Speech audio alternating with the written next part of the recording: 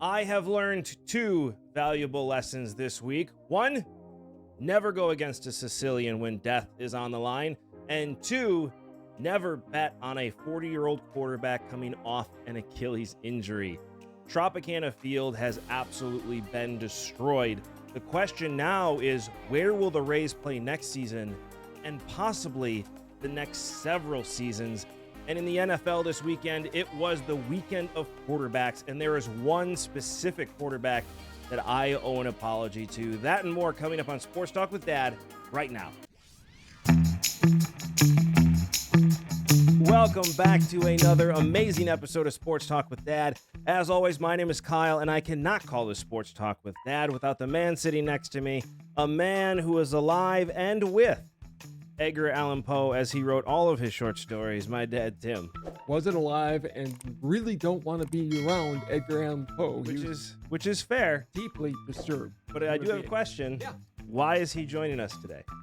Well, I was shopping, and Of course you were. a couple nights ago, I watched The Pit and the Pendulum with Vincent Price. Yeah. Great horror movie.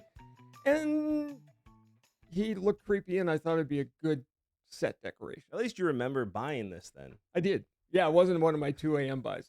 I don't think you guys understand how many times he just hands me stuff as he comes over and says, here, you can have this, because he didn't remember buying it at 2 a.m. It's happened. I sleep shop. I have a junk drawer of stuff you bought online and didn't know what to do in your own home. Well, it happens. By the way, it's good to see that you pay off your bets. I did. Boy, is that an ugly look. It doesn't look good. I am not a fan of this look at all. For those of you that didn't tune in last week, we made a bet that if Devontae Adams didn't get 6 catches, that I would have to go with this facial hair look. I thought it was in the bag. That's why I made this bet. He had 3 in the first half. I was looking good. 5 targets, 3 catches. I was like, this is over. And then the Jets imploded, and he didn't get another catch. I'm glad they didn't pay do off for that. targets, because then I would be not shaving for a long time. Yeah. But This is not fun, and my wife and kids won't come near me right now. They're like, you need to shave that immediately. And I said, Look, okay. Aaron Rodgers doesn't look comfortable. He doesn't at all. He looks like an old man. I mean, as I said in the intro, don't ever bet on a 40-year-old coming off of an Achilles injury. I think he's regretting coming back. And I want to talk about that more in detail, but there's something else going on in New York that is starting this Friday, and that is the World Series is coming to town. Growing up, it was like a second Christmas time for me, because I love the World Series. And New York and the Yankees, I remember in 77, that's when Reggie hit 3 Yeah. in one game. That was amazing. MLB is just on their knees, thanking God that they got these two teams. The ratings are going to be through the roof. You have 2 of the biggest marketed stars in the league right now, in Judge and Ohtani. You also have 2 of the absolute most loaded teams that have been in the playoffs in the World Series for a long time. You have 5 former MVPs on this team, with a possible another one coming up this year. It's an unbelievably stacked World Series. I mean, this may have a World Series with the most Hall of Famers we have seen since the 1957 Milwaukee Braves New York Yankees World Series. I was actually thinking the Cincinnati Reds, Oakland A's of the early 70s. That's true. Which were both stacked teams as well. This is going to be fun to watch. It is. It's going to be exciting. The stories are going to be compelling. I do think, though, this lays out another reason why the Carney plan of having 5 3-team divisions makes a lot of sense. These 2 teams would probably still be in They would. the World Series. They would. But to make it more national, I really think baseball needs to do that. And so the Yankees would have been in a division with Boston and the Mets. Correct. When one team gets out there, spend to your heart's content. Well, and they would have. The Mets are number 1 in payroll. The Yankees are number 2. Only Exactly. one gets in. Right. Pay as many players as you want. I think it's great for the players. I think another thing that needs to be changed is you need to change the revenue sharing in baseball, which stipulates you have to spend a certain percentage of that on payroll. And I'm hoping that the demise of Bally and Major League Baseball getting into the marketing of their own teams for media, local media rights, is going to help drive a lot of that. That the revenue is going to be much better for some of these teams because they can use MLB as their hammer. Correct. And it's going to lead to no blackouts, which is what you really want to see, because there's nothing more frustrating than when I had the MLB app. I couldn't watch any of the Cubs games once we moved back to Milwaukee because they're too close, and I am too far to get the Cubs actual version of it once they got off WGN on Marquee. And that was really obnoxious. And so now there's no worries about blackouts with those teams. I think you're going to start to see the rest of the teams that were abandoned by Bally go directly to Major League Baseball, because it's also going to lead to more revenue, especially the more teams you have. Absolutely. And, I always wanted baseball to go back to the Saturday game of the week, which was very special. And that was a time long before you could probably watch every game of your favorite team all season long. Right. And it almost got to be oversaturated. Well, and what's great is now that Major League Baseball actually controls the media rights for half of the league, you're going to see more of a fair share with half that league on these bigger stages. You're going to start to see the Rockies on a bigger stage now. You're going to start to see the Brewers on this bigger stage. See a lot of these small market teams that you hadn't before, because now Major League Baseball has a vested interest in the media side of those organizations. And the Yankees are always going to have more money than anybody else. They're going to always have their own network. Yeah, so they're always going to have more money. But if you can equal it out, so it was back closer to what it was in the 70s, when the Brewers were able to go out and get a Don Sutton, right, and make a big trade, it would be good for baseball to do this. And I think the Carney plan is needed desperately at this point. And I think one team it would help in particular is a team with no home, the Tampa Bay Rays. Man, I watch videos. I'm going to show it up here. This is Tropicana Field right now. Tropicana Field is absolutely destroyed. This is going to be torn down. It's going to have to be. I've seen videos where they've tried to patch the roof quietly, but I think some of the superstructure that held up the roof is also very damaged and was before. Offices are damaged. The field, as you saw in that video, has been completely destroyed, which can be fixed. But they're not playing in that stadium this year at all. They're 100% not playing in this year. They haven't even done the full investigation on what it's going to cost. Latest estimates I heard, based on the damage in that video, is somewhere upwards of $250 million to fix that stadium. And the stadium is owned by St. Pete. It is. They're never paying that for that stadium. They are not. Nobody's going to pay for it. An insurance company isn't going to pay for it. They'll never get it ready. And if they're building a new stadium, theoretically, if I'm the Rays, I'm looking at this going, okay, we need to get out of Dodge. Well, plus, the whole area around there needs to be rebuilt. The whole area around there is flooded. It's also been destroyed. But for a place like that to be destroyed so easily, because here's the thing, is at that point that it hit St. Petersburg, the winds they were seeing were not Cat 5 winds. No, they were 84 miles an hour and occasional. I heard between 84 and 120 miles per hour. I heard the top one went just like 106 to 110, something like that. Somewhere in that ballpark. Even still, as a hurricane goes, that's not that strong. It's not. I've seen worse. Your building should be able to survive that. Our home in Florida survived that. Right. I mean, when the hurricanes came through Tampa, we saw 90, 100 mile per hour winds at the house, and the house was fine. Yeah, and I get this. For the people in St. Pete who are going to be really mad at us because we're going to suggest other places for them to play, I get that this is a huge economic hit to the community, and they were looking at the Rays to kind of come in and revitalize that entire area. The problem is nobody went to the Rays games. No. And I don't think even building a new 30,000 seat stadium is going to last for a long period of time. There's just so many other things to do in St. Petersburg. You're going to St. Pete, you're going to the beach. Going to the beach. Period. Or downtown. St. Pete's a beautiful area. There's a lot of other things to do. You really need to build a stadium in Tampa on the corner of I-4 and 75 if you're going to build a stadium. That's where it has to go. It's not happening. Right where that guy has that giant flagpole. That's where it needs to be. We are not building one near that moron. No, they need to buy that property. Yes. And problem solved. Exactly. For those of you that don't know, look it up online. Anybody in Tampa, first thing you hear about is the idiot with the flag. Yes, and you can look it up. It's It's his property. So That's all I can say. where should the Rays play? I've seen several options. Let me just walk through these. I have my option. There's one I know. perfect option. We're going to go through the other ones first. I want your reaction to these.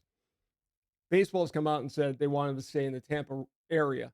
Yep. So that means the Steinbrenner Field, which is the Yankees minor league facility in Tampa. They already said no. Right across from Raymond James, holds 10,000 people.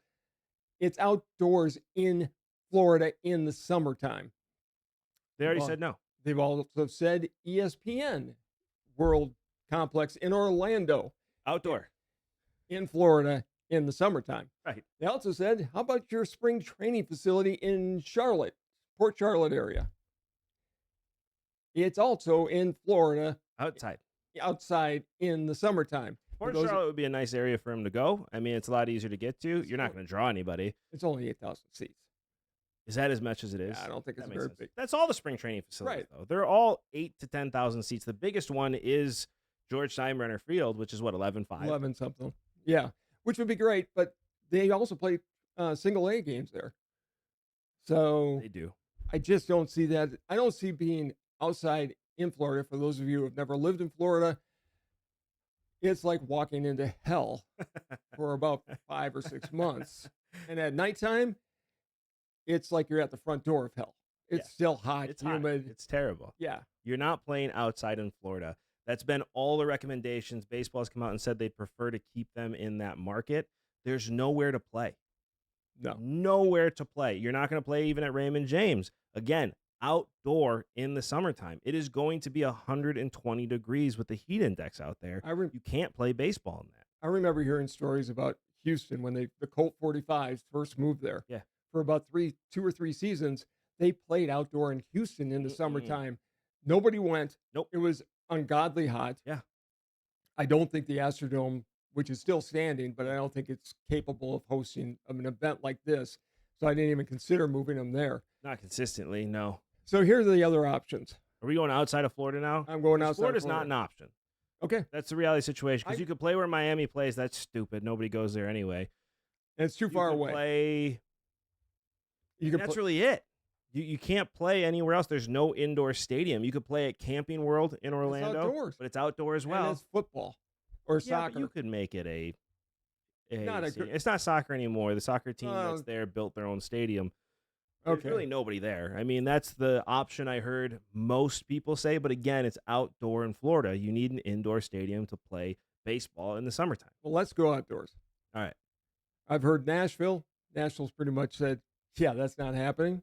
I don't understand why Nashville would say that's not happening. They're a prime destination for the Chicago White Sox. That's been rumored forever.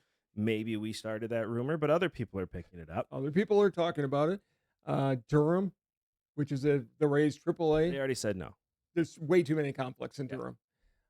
That's a huge stadium for them for events. That's not going to happen. Here's the other one. Arlington, the old Ranger Stadium is still standing in Arlington right next to the new one. Is it really? Yes. Why would you go? And my thought was, why would you go there to watch a Rays game when you're a Rangers fan? You're just as down on this as I am. It's not happening. I've got 2. You're on my side right now, and I'm enjoying this. Yes, that is dumb. You're going to go see the Rangers, not see the Rays, unless you're selling the tickets for really cheap. If you have like $3 tickets, that's great. But then people are going to go to Rays games and not go to Rangers games. Right. You're not going to do that. The dumbest one I heard was in Chicago, where somebody said, we've got a field, we can put up a temporary facility like we did for Northwestern. You could play there. Oh, the White Sox would love that. Nobody goes to the White Sox games now. They're thinking of moving, and we want to put a third competitor in Chicago? I heard somebody say Milwaukee once, too, splitting the stadium because of what happened with Cleveland back in the day when they needed a place to go. That was for a weekend. Is that all it was? It wasn't long. I'm going to be honest. I didn't read the whole article. I just heard Milwaukee thought it was stupid and moved on. It was a short period of time. We're talking 81 games, not happening. But Milwaukee seems to be the place people go when something happens to their stadium. Houston went there after the hurricane. Cleveland was there after they had a natural disaster. There was another team that played there after a natural disaster. So it does seem that Milwaukee is the place where these teams go when something goes wrong with their stadium. Well, the Cleveland experiment, when they went there, I think proved that, look, Brewers fans will go and watch these other teams. That's right. That's when Milwaukee didn't have a team. No, When No, they went there. no, when Cleveland went there, Brewers had a team, but they were out of town traveling or whatever. Is that what it was? And Shows how much.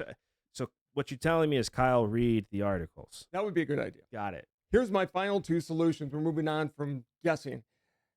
My two finalists are the Superdome in New Orleans, indoor facility, no baseball team, has hosted baseball most recently in 2022 when they did Florida LSU. That's game right. there. That was at the Superdome. Or the most logical one, a city that wants a Major League Baseball You're going to team. say Salt Lake. And I'm going to say Salt Lake City. It's Salt Lake City is the answer to this question. The problem with the Alamo, or not the Alamo, I almost said Alamo Dome, with a Superdome in New Orleans, do I think that New Orleans would go to baseball games there? I do. I think they'd adopt that team. The problem is that is such a huge venue for events. I mean, that stadium is booked out years in advance. Sure. I took a brief look at the schedule because that was also a top option I read about. And they have concerts there all the time. They have events there all the time. They host like 5 teams there. Like they have a lot going on in that city or in that stadium, I should say, that it's just really not plausible to fit games in there. You literally have to get rid of basically have a concert and then 3 hours later have a baseball game there or vice versa. I mean, it's just going to be really hard to do. Salt Lake City, on the other hand, is the perfect place for them to play. With one exception that they're going to have to work out. The owners in Salt Lake City have said, we will put in $3.2 billion and build a stadium. 3.5. 3.5. Make me a liar for. I will. It's a lot of money to put in. Yeah, you were $300 million off. That's a lot of money. The owners of the Rays aren't going to be real happy about. They're not going to sell a team to Salt Lake City because if the Rays go there, baseball is going to know Salt Lake City can support a team. Correct. And they want to forget that stadium thing. Forget selling the team. Forget going there full time. Honestly, what I think is going to happen is this going to pressure the Tampa St. Pete area to build a stadium because now you all of a sudden have that leverage point to say, oh, we can just go here. This is great. And they'll just take because it's the people that are willing to build are the Miller family, which own, if I'm not mistaken, they own the Jazz and now the Utah hockey team, soon to be the Yeti. Basically been announced. They're going to be the Yeti. Yes. It's a great name. It is a great name. And they're just going to say, we don't need you to build a park. We got this here. They just basically want to own sports in Salt Lake City. And you have a city that's primed to do it. It's a major league They're city. ready to do it. Yes. Here's the big thing that you have there is you have a ballpark in Smith Ballpark, which hosts the Salt Lake City Bees. They're moving. They just played their last game there. That stadium can fit up to 15,000 people. I've seen between 14,600 and 15,600 people there. They're moving outside of Salt Lake City. And so you're putting the Rays in the middle of Salt Lake. It's a perfect move for the Rays because you're going to show that Salt Lake can clearly support a team. They will sell out every single game. They'll sell out more games there than they ever did in Tampa. So it's going to do 2 things. One, it's going to prove that Salt Lake can host a team, which is going to lead to the Chicago White Sox moving to Salt Lake City. That's where they're going to go. And it's going to force Tampa Bay area to really look at this and say, we need to fork up the money for a brand new stadium or this team is leaving. Well, and rumor has it they've agreed in principle to a lot of things for the new stadium and redevelop the area. Politics gets in the way. They keep saying this, and then politics gets in the way. They say, yes, we agree to this. They've been saying that since I moved down there.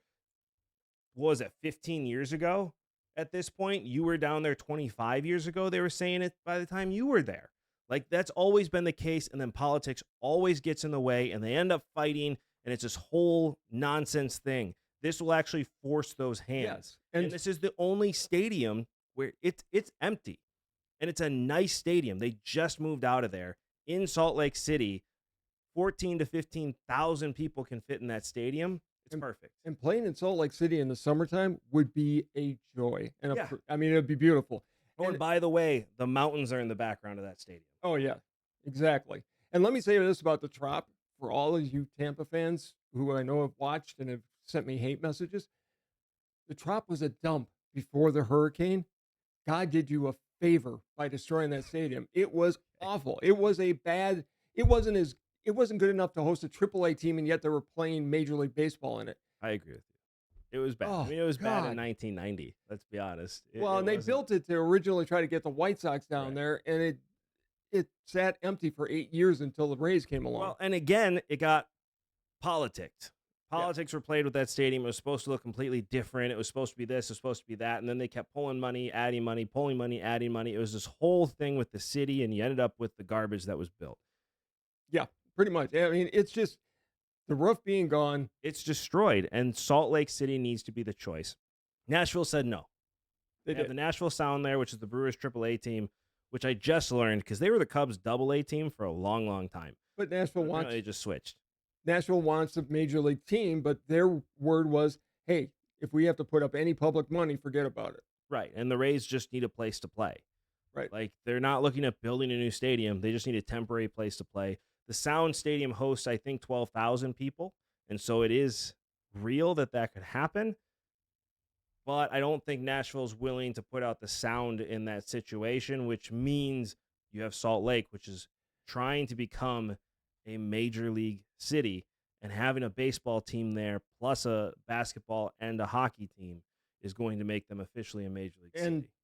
baseball would be doing an injustice not only to the Rays, but to all their fans and the fans, the few that there are real Rays fans down there, but also to the other team by making them play in Florida outside, even in the evening. You can't do it. You just can't do it. And the shop's not going to be ready, by the way, in a year. No, you said it, and I think it's right. It's going to be condemned. It's done.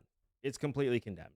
It is officially unusable. The water damage that is inside that stadium now is going to be unbelievably bad. Again, they haven't even done full estimates yet, and I am hearing $200 to $250 million just to fix the stadium. And think of the water that stood in there. You could have black mold. You could. It's not going to be healthy. No. Plus, I heard some people say, just take the roof off and play in that. Well, the superstructure also was damaged. Correct. You can't. Concrete on the outside, I guarantee, has been water damage at this point. The water that was sitting in there, you also now have to look at the foundation of the entire place. I mean, that stadium, because it got ripped off early in the storm, which means water was pouring in there. There's a lot of damage to that stadium. I really think that it's going to be condemned. I don't think anybody's going to be able to ever use it again. Salt Lake is the perfect place to go. The stadium's beautiful with the mountains in the background. It made me wonder if we need to move to Salt Lake City. I'm not going to lie. I love where we live now, but that is a beautiful city. And apparently people are super nice and happy, which is great. They're pining for a team. Let me go to Salt Lake. Okay. Well, let's talk about a franchise that's pining for their quarterback to come back, even though he maybe shouldn't come back. I'm, of course, talking about Tua in Miami, who is set to play this Sunday. I don't get it, man. I don't. You got to explain it to me. I can't, other than the fact that he's a 20-something kid who's hard-headed, who loves the game. He even came out today and said, I love the game to the death of me. That's what I'm actually worried about. And he obviously has no one, whether it's his agent or his family, that's going, we're more worried about your long-term health than we are about a football game. Football is a great game, but it's not worth your life. But he's apparently being cleared, and he's going to be back behind center this Sunday. I don't get it. I mean, this is dumb. We watched that kid not move on a stadium or on a seized, completely seized on a football field twice now. Yeah. Twice now. And this just isn't a fun thing to see. I don't like watching football worrying if somebody's going to die on the field. Yeah, and that's what we're dealing with now. This isn't like NASCAR, who you watch to see if somebody's going to crash. Odds are they're going to walk away from that crash. I'm not sure Tua is going to survive another huge hit. He barely walked away from a hit with a forearm. Yeah, it wasn't a big hit. It wasn't a helmet-to-helmet hit. It was a normal football hit. Big hit. I've said this before on the show. Big hit. Normal football hit. Yeah, there are no small hits in the NFL. And he almost didn't walk away from that. Had to be carted off the field with a neck brace. Don't want to see this again. This is twice now. We've seen this with him. Once, I get it. Try and come back. Sure. Twice? Okay, you're a competitor. What are you going to do when it's the third time and we're seeing actual brain damage here? Well, that's what we're getting to. How many concussions did you say he's had already? He's had 3 in the NFL. That was his third concussion, and then he had one in college. So that there's we know 4. Of. So there's 4 major concussions that we know of. That's not including any dings on the head he's gotten before. And the problem with concussions is they build off each other. Your brain heals, but it's always going to have a scar from where Correct. concussion was before. Correct. I've had 4, and nothing compared to what Tua has taken as far as a hit. It was just, I've had 3 that I know of, and same thing. Nothing compared to that. And I had headaches for 2 months after my last one. I don't remember as much as I'd like to. Do I put it to the concussion? Where's Brett Favre talking to him? Honestly. Exactly. Like Brett Favre, obviously dealing with early signs of Parkinson's at this point. Again, I'm going to make this clear because there hasn't been enough information out that correlates CTE, quote unquote, to concussions and Parkinson's to concussions. We don't know enough of that information. I think if you're I think if it's in your genetics, if you're predisposed, thank you, to those diseases, I think this does speed up the process. I 100% do. But where's Favre looking at him and saying, hey, I had a concussion. You got your $100 million. You officially have made more money than I made in my career. Walk away. Yeah, because there are games he doesn't remember playing. There's a whole summer he says he doesn't remember. He played in the 90s where, they put up 2 figures. What's your name? Batman. Okay, you're good. Go back in. He doesn't remember that. Right. And different era, but now Tua is going through the same thing. Who knows what the long-term effects are going to be, but Favre should be talking to him, but I don't think Tua is listening to anybody right now. And no matter what we have to say about, well, it's not you. I won't blame whatever I have to say about CTE or not. You still see the repercussions of head injuries. And getting your bell rung like that, where you're being seized, you now have to protect your head. What I'm scared of is he's going to take one more big hit because some lineman's going to come through, not be able to stop himself, and it's going to be a helmet-to-helmet hit. Oh. And that guy's wearing a helmet for the rest of his life. Right. Yeah. I hope I don't see it. I hope he wears one of the, the cushion tops that they've got at the very least. I hope so, too. I mean, I make fun of him, but, I don't really care at this point when it comes to Tua Tagovailoa. Like, you need to protect that kid's head. I've never been afraid for a football player before. I don't like watching this, and somebody needs to pull him off that field and say, you're done. And it bothers me that in 2024, we don't have a team that's looking at him and saying, no, I get it. It's a business, and you're focused on the business side of things. You have a head coach that's focused on his team. That is what's best for the organization and best for the team. And his agent. And everybody else involved. I get it. But this is a guy. This is a human being, and a kid who's in his 20s. You and I had this conversation when we learned that he was going to be playing on Sunday. If I was in my 20s, I'd be doing the same thing. So I'm not blaming Tua here. You still feel invincible at that point. And would have been screaming at you going, your life is worth more than football. Right. I would have hated it. I would have lived with regret for the rest of my life. But let me tell you, as a 35-year-old man now with kids and a family, there are things when I was 20, it's like, that was dumb and I shouldn't have done that. Well, yeah, and I want to get to 35 and have kids and family. It'll change his perspective, but until then, we're going to have to accept the fact that he's going to go on the field. He took those jiu-jitsu lessons. I hope they help him fall. He needs to not lower his head. You're completely taking the scrambling out of his game at this point. Instinct's going to take over. He's going to play the way he plays. And to listen to a lot of the sports talk, they're all saying he should be allowed to play. What are you talking about? Nobody has a right to tell him he can't go earn a living. You're right. You're right. I don't. But I have a right to give my opinion about it. And I have a right to be scared for a kid. Yeah. That's you. Everybody's right. I don't have a right to tell anybody not to do anything that's going to be harmful for them, but I'm going to do it anyway, right? Because that's our job as human beings, is to look after each other, and somebody needs to be looking after him. Something just as painful to watch is what is going on with the New York Jets right now. Yeah, Rodgers is. I have this stupid thing on my face because of the New York Jets. And I can shave. That's all I care about. He looked like an old man. He moved like he was in discomfort. He was missing his receivers.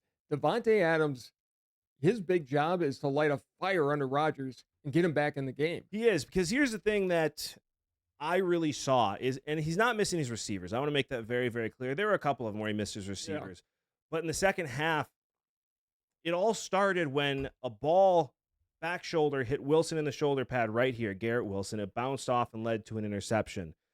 Normally, when things like that happen, you see Rodgers fired up screaming at people, and you just saw him defeated, which is what we saw with Favre in Minnesota his last year. And every other quarterback that's played a little too long that's like, I'm over this shit. I don't want to do this anymore. Yeah, and Rodgers, I think, still loves to compete on Sundays, but is he willing to put in the extra work with his young wide receivers and getting the timing down? He's not. I don't think he is. And that's why Adams was brought in. Adams came here for Rodgers. So Adams is going to light a fire under his ass and say, listen, it's time to go. I came here for this. You're not giving up on me now. I think it's going to be a different game next week. The second half of the season, they have a much lighter schedule, but that was a very winnable game against the Steelers that they didn't win. And again, I'm a huge Rodgers fan. I wore his jersey on Sunday, or his T-shirt, expecting not to have this stupid thing on my face. This doesn't look good, like, on me at all. This does not look good. I think it looks beautiful. Yeah, you're lying. You know why I think it looks beautiful? Because you won the bet. I don't have to go over a month without shaving. I always pay my bets. No matter if it's $5,000, no matter if it's facial hair, I've always paid my bets. But this is miserable. You know what I also learned in that Steelers-Jets game? That Russell Wilson's a real deal? Well, I was going to say, listen to Mike Tomlin when he's going to make a quarterback change, because he obviously wasn't seeing what he wanted to in Justin Fields. Well, and he was rusty in the first half. He got booed in the first half because of how bad he was playing. But all of a sudden, he cocked and loaded and threw one deep down the field, and it was a different ball game. George Pickens was catching balls I've never seen him catch before. The team was fired up around him. They got themselves a quarterback, and unfortunately, I have to say, Justin Fields is done as the starting quarterback. He is. Russell Wilson, last year, people forget, especially the second half of the season, he played pretty well in Denver. It was his last season there. He did. But this Russell Wilson looked way more like the Seattle Russell Wilson. Still not moving a lot. No, but he was rolling out when he had to. Yep. And he was able to make throws on the run, which was always his stock and trade. Correct. And he looked really good. And the Steelers, I think, are going to be a big contender at least in their division now. It's a division that's not as good as we expected. Deshaun Watson gone. I do want to say, as much as I dislike Deshaun Watson, as much as I dislike who I believe he is as a person, the Cleveland fans chanting, "You deserve this," as he was being carted off the field, is as lowbrow as you can get. Yes. That was disgusting. You don't kick a man when he's down like that. No matter what he's done, you cheered when he was first signed there. Well, that's why it's lowbrow, because you were excited to have him as your quarterback. You forgave him for all that stuff, but then as soon as he doesn't perform the way you want him to, now all of a sudden his past is a promise. It doesn't work that way. No. That was extremely lowbrow and unacceptable behavior by a Cleveland Browns organization that was at first excited to have him. That would have been like me complaining about Ryan Braun with what he did, and then cheering when he hit a home run. Correct. Never did that. And Brewer fans still don't like me because I hated Ryan Braun so much. That's not why people don't like you, but that's okay. All right, let's talk about another quarterback, though. Let's keep on this trail. Is Brock Purdy, he's been 6-6 in his last 12 games. Yeah. Is he really just an average quarterback that was made to look good with all the talent around him? Or is he going to step up and take this team to the playoffs and beyond? Even without his weapons, he still has to find a way to win. Listen, this guy goes from practicing with Christian McCaffrey to not having him in a game, to practicing with Deebo Samuel to not having him in a game, to practicing with Brandon Ayuk. Well, originally not practicing with Brandon Ayuk, then getting him on the field after not working with him all offseason, to all of a sudden not having him anymore. This is the most injured team in football. Christian McCaffrey, Deebo Samuel, Brandon Ayuk, Trent Williams, Ricky Pearsall, their first overall pick, never really got going, and now he's in the lineup. He hasn't had a chance to get any type of rhythm with any of his team. I don't care if you're Tom Brady. You're not going to overcome that. Here's my point with Purdy, though. I think his ceiling is much lower than a C.J. Stroud or Jordan Love or pick another quarterback who might be able to help you overcome it with their legs or being able to do certain things. I think Purdy is his ceiling is in that 10 to 15 quarterback ranking. Okay. That's And still it's good enough still to good. win you a lot of games. It's still good, but he's only been 6-6 in his last 12 games. Who's better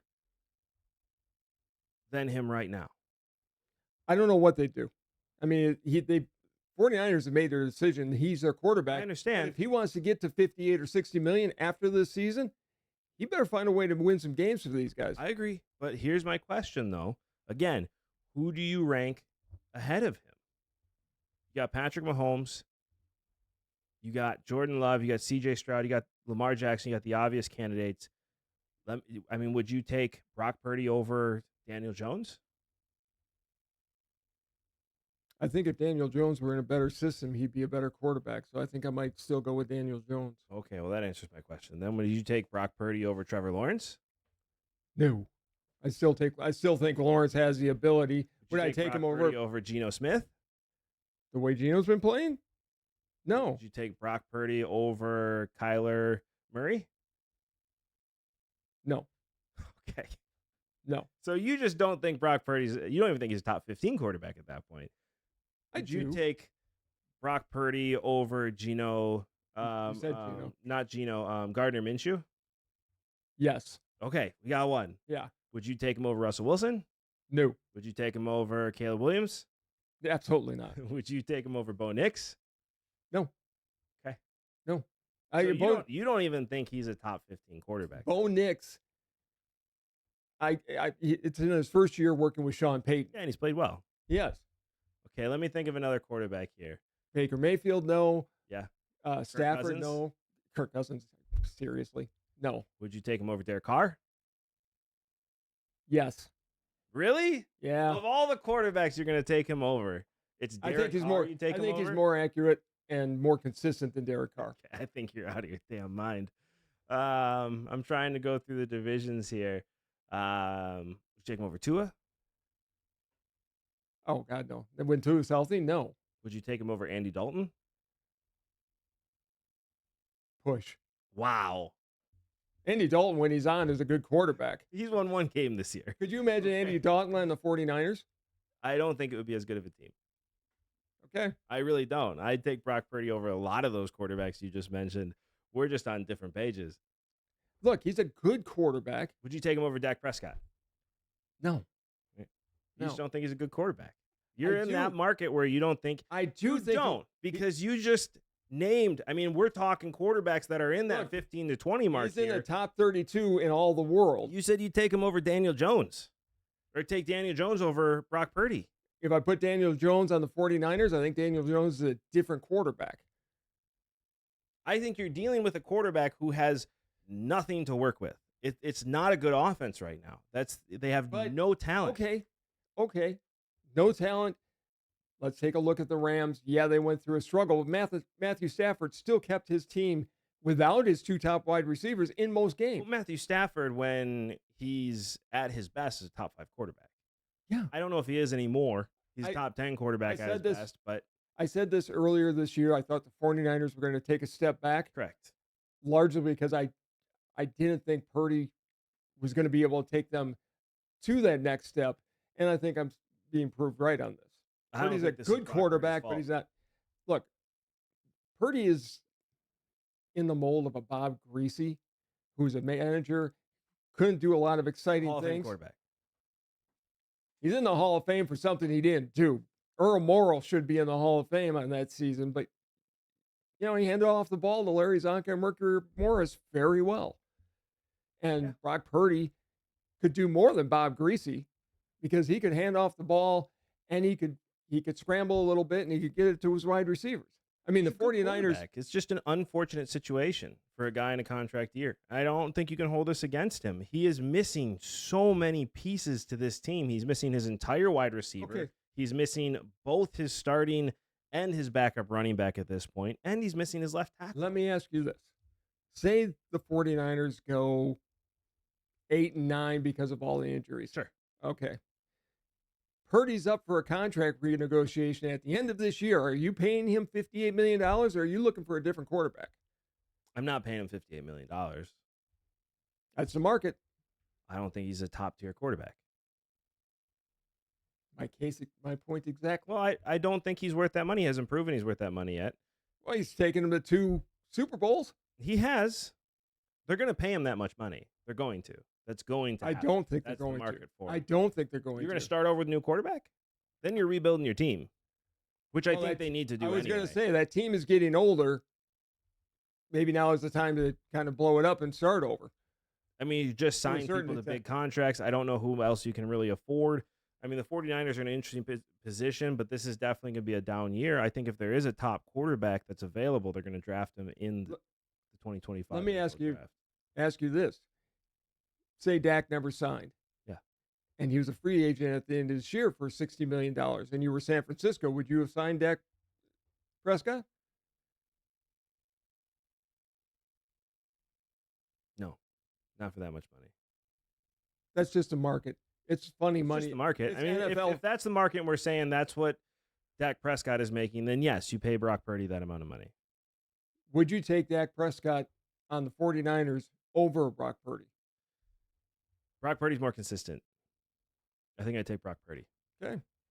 I do. I think you and I have very different opinions on those two quarterbacks. I mean, Dak Prescott to me is a guy when he's on, he's on.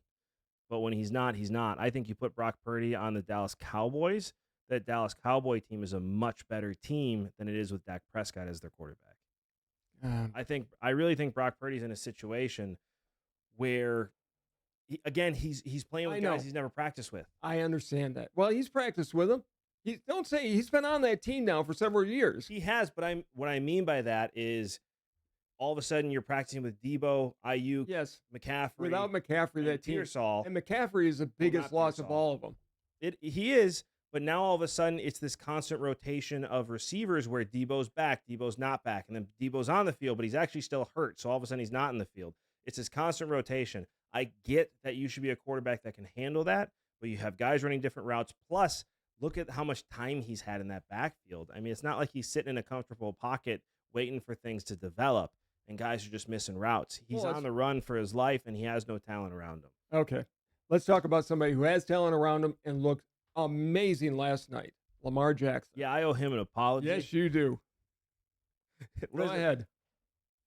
I can be strong in my opinions, but I can admit when I've made a mistake. And I had been asking to see this type of performance from Lamar Jackson for a while. He was making throws I've seen not even Patrick Mahomes make. I mean, he was leading guys in ways that were unbelievable. He always was keeping his eyes downfield. He had one touch pass that was over the finger. It was beautiful. It was insane. It was a piece of art. I mean, for anything I doubted him with, can he pass that football? He answered last night. He can be a pocket passer at this point. And hopefully that was an outstanding performance. Hopefully last night shows him that he doesn't have to think run first. He wasn't thinking run first. Not last night, no. But he's got to do it consistently. You know what else last night showed me? The pendulum in the NFL is swinging back towards having a running back. Yes, I said that last week. I know. But it really came home when you looked at the Packer game. You looked at certainly the Baltimore game. Yeah. Running backs, they went to the linebackers who were small and speedy to keep up with the wide receivers. Correct. What's happening? The backs are getting to be huge and they're just pounding the ball down their throat. Yep. Now you got to bring guys back up again and go larger.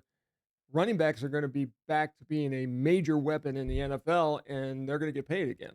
Correct. It's only a matter of time before those swings start to happen. The too high safety has completely changed the way the passing game is looked at. And now, and especially with the guys that are trying to get back to the quarterback, they've also, you look how teams are built now. A lot of them have been built with guys that are smaller and designed to get to the running back, not those big 350-pound guys in the middle just there to stuff the run. It doesn't exist on a lot of teams anymore. And you're starting to see the impact of it. Look at the Packers running game last week, or running defense, I should say, last week. I mean, they got toasted. What running defense? Exactly. Yeah. I think Mixon ran for 150 yards. If not, it was close to it. They just blew them off the ball. He was in secondary coverage all day long. Yeah. to the Packers' credit, we'll talk more about the Packers here in a minute, they also held C.J. Stroud down to 100 yards passing. They did, but that's the type of game you're going to see from now on. It's a bend, don't break defense, and the passing game is becoming less important. I mean, look what Derrick Henry did last Well, I was going to say, and holy cow. you know what Derrick Henry proved? That Jerry Jones was an idiot for not signing him when he had a chance. Saquon Barkley's doing the same thing. Yes. Yeah. He had a chance to get both of those guys, and for cap reasons or whatever reason, it's beyond me. It was a mistake. You put Derrick Henry on that Cowboys team? Yeah. I mean, Baltimore was brilliant, and they're a dangerous, dangerous team right now. The Baltimore Ravens may be the best team in the NFL at the moment because I don't think the Chiefs are. The Chiefs are completely They're doing it with overplaying. mirrors. They're doing it with mirrors and they're doing it with referees. Would you stop with I the won't, referees? because these calls are stupid. You have Patrick Mahomes, who only has 6 touchdowns this year and is tied for the league lead in interceptions with 8 interceptions. That is not the Mahomes we're used to seeing. You have Travis Kelce, which I wish I looked for a video or even a still picture of Travis Kelce the other day, but I couldn't find one. He's not trying out there. He's just not. There was one play where Patrick Mahomes was scrambling and Kelce was in on a blocking assignment. And normally what you'd see in those situations is you yell fire, right? And all of a sudden your tight end runs out to help you. Kelce just stood there. Wasn't blocking, wasn't going out for, just letting Mahomes scramble and just standing there. It was a really bad look for Andy Reid will not put up with that. I think Andy Reid is having to put up with what he has to put up with now because you have success, so there's not much you can say. I think this is all smoke and mirrors with the Kansas City Chiefs. I don't think they're a good team right now. I just don't. And yet they're undefeated. They're undefeated. Referees help. But they shouldn't be at the record they're at. They're definitely the worst undefeated team I've ever seen.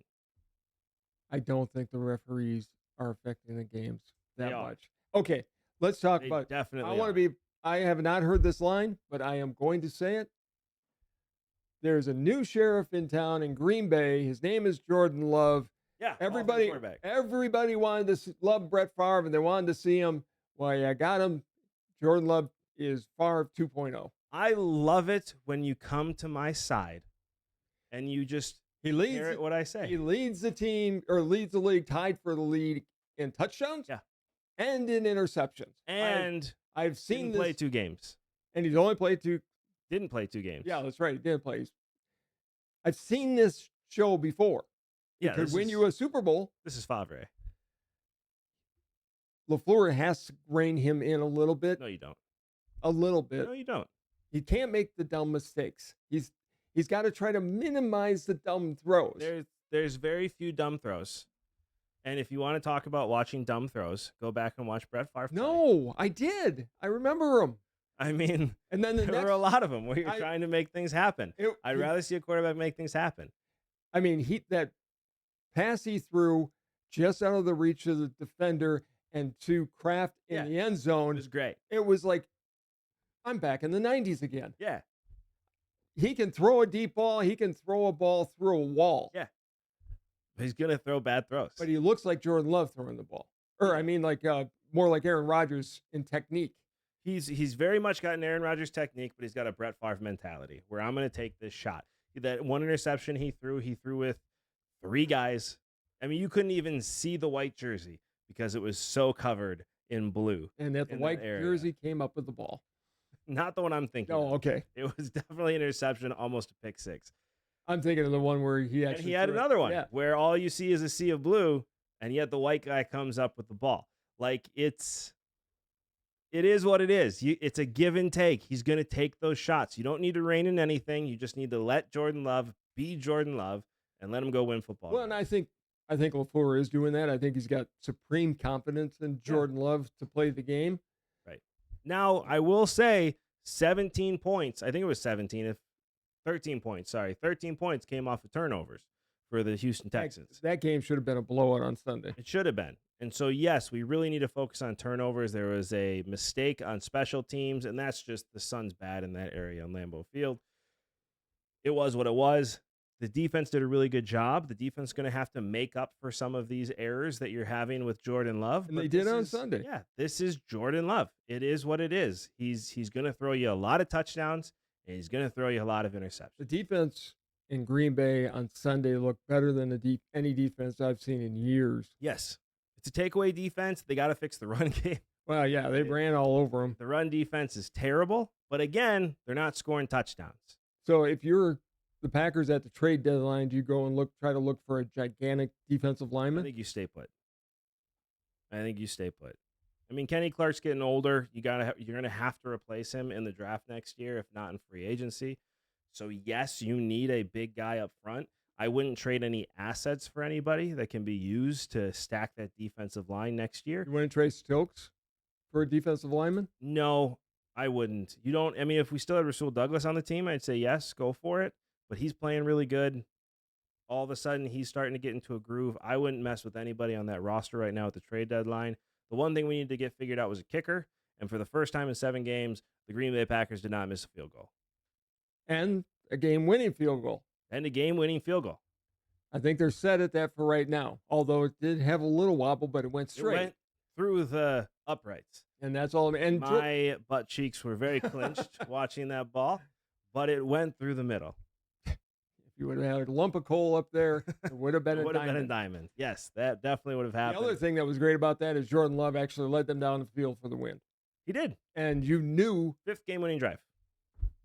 For the first time, though, that I've watched him, I actually thought, okay, they left him with too much time. He's going to take him down the field. I was nervous that we ended up leaving them with too much time at the end of the game. But we ended up running it out and got the game-winning field goal, which was awesome. It was a good feeling to have the winning field goal. The Packers win. I think that was my only game I got right. So let's talk about last week. No, you got 2 games right. Hey, I got 2. You were 2-3 to take you for the season to 16-19. All right. I was 4-1, and I'm now 23-12 that I can't explain for the life of me. No idea. I mean, we can't really call this segment's picks guaranteed to go wrong because you happen to be getting them right.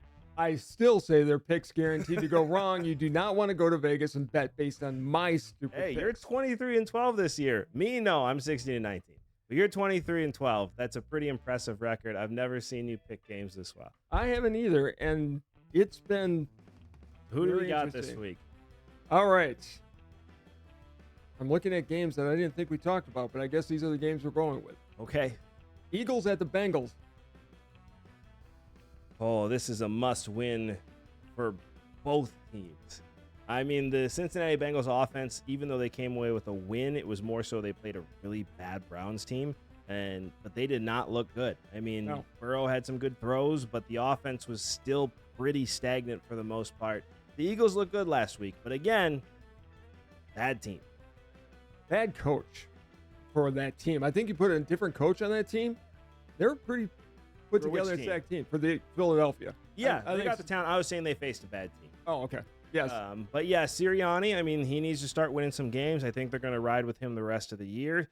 If we're talking first coach fired, I think it is going to be a game we're going to talk about here. I don't think it's going to be Sirianni. I'm going to take the Bengals on this one. I still think Joe Burrow's got something in the tank there, and I'm going to end up with the Bengals since it is at home. And normally I wouldn't even think about it. I'd just take the Bengals at home. But I think the Eagles need this game even more than Cincinnati does. Maybe. I'm going with the Eagles. All right. Who's the next one? Next one up, Falcons at Tampa. Division game, both 4-3. This is for the division lead. The Tampa Bay Buccaneers looked good last week, but they definitely left their starters in too long, which ended up getting Chris Godwin hurt yet again. Mike Evans is also hurt in this game. No idea if either of them are playing next week, so I'm going to go with the Atlanta Falcons. I just think the Falcons are a more rounded team, although Baker Mayfield is proving critics wrong week after week. I'm also going with the Falcons on this one. This is actually could be the game of the week. Bears at the Washington football team. Or Washington Commanders. Or Washington Redskins. Actual call. This is where I think you start to see the Bears are a very new team and a very young team that is not ready to ascend. I think this is the Bears have outperformed what I think they're capable of. Washington, don't get me wrong, has also outperformed what they're capable of, but they have Cliff Kingsbury and the #1 offense in the league right now. I think Washington Commanders football team, whatever you want to call them, are going to win this game. I think Washington wins fairly handily. I think Jaden Daniels has proven to be the better of the rookie quarterbacks So far. drafted. So I'm taking the Redskins to win. Next game, Bills at the Seahawks. Seahawks have got one of the top offenses in the league. Geno Smith is playing great ball. He is. Amari Cooper also a man who clearly didn't know what routes to run in last week's game. Still ended up with a touchdown and making a huge impact on that Buffalo team. Josh Allen's playing at an MVP level. I think he is the MVP so far this year. The Buffalo Bills are going to go into Seattle and win this game. As loud as it can get in Seattle with their 12th man being the fans, I think the Bills are a better team, and they're just going to go in and own the Seahawks. I think they're going to win by 10. Hey, you're probably going to have a really bad week this week. I may, because I'm agreeing with you on our picks here. I'm just going with who I think. Next one up, and this is a big game considering what we talked about. We've got the Cowboys going to San Francisco to play the Niners. We got 6 games we're picking this week? Well, we do now. All right. The 49ers are extremely beat up. Brandon Ayuk's going to be out for a while. Deebo Samuel is clearly still pretty hurt. They don't look good. The Cowboys need this win real bad. I think the Cowboys go into San Francisco and win this game. And I think, as much as I just railed on Brock Purdy, they need this game, and I think they're going to find a way to win.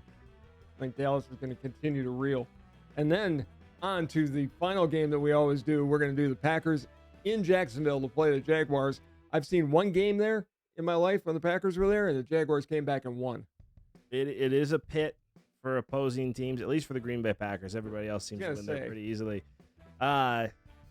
This is where I think you're going to see the first coach being fired. I think Doug Peterson will be fired mid-season. I don't know what's happening with a team that should be a lot better than they are. Packers are on a run. They're finding their groove.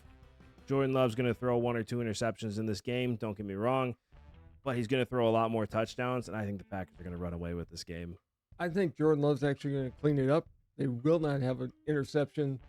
I think the Packers are going to take away, maybe 2. And I think the Packers are just going to do what they need to do and win. This is a trap game for them because next week they play the Lions, but I don't think LaFleur is going to let them look past Jacksonville. It's a game they should win easily, and it'll be a good tune-up. All right, well, I'm either going to do really good this week or you really bad because we were very similar on our picks today. I'm feeling uncomfortable about this. You should. I feel great on my side of things because I could be right on a lot of these. You and I have had a great show, but as you all know, you cannot have a conversation with your father without your dad getting the last word. So it is all you. So the WNBA players just opted out of their CBA. 2 years left on it. They're going to play under the existing CBA for the rest of the next season. They did sign a $200 million TV contract. $200 million TV contract. Here's my question. Do they know Caitlin Clark is even going to play in the United States next year? Or is she going to look at the treatment she got from the WNBA and say, screw this, I'm going to Europe where I can make 10 times as much and still have the marketing opportunities in America I would have played in the WNBA?